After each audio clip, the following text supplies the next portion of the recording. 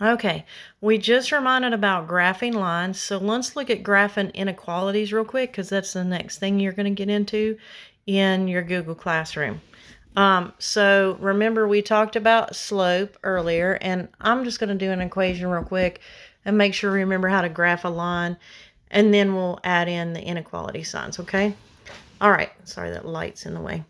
All right, so if I'm looking at this, for example, this is my slope, right?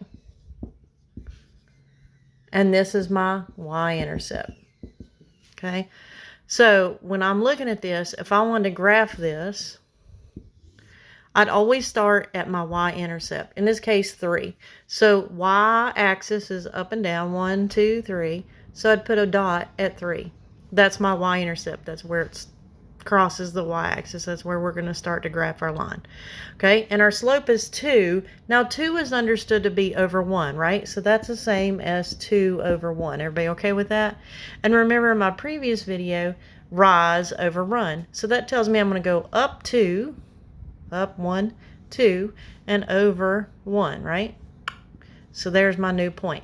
And then all I need for a line is 2 points. So once I have my 2 points, I can draw my line, pretend that goes through there nicely, okay? So that would be graphing a regular line. Now, let's look at how that changes depending on what is right here.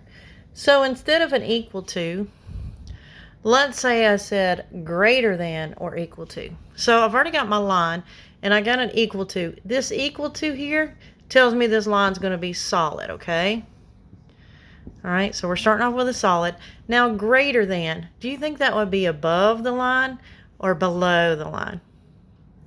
Obviously, it'd be above, right? Does that make sense? Above the line. So that would be graphing a basic inequality, greater than or equal to.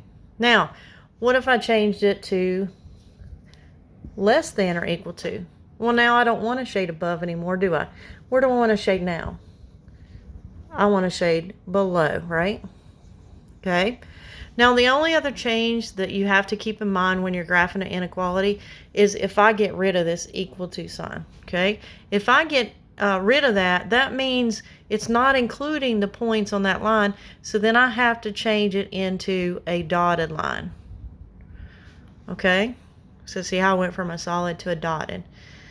That's all there really is to graphing an inequality. It's as long as you're comfortable with graphing an equation, there's only a few things that you have to watch. As a reminder, greater than or less than tells me if I'm shading above or below the line, okay? So greater than tells me above, right?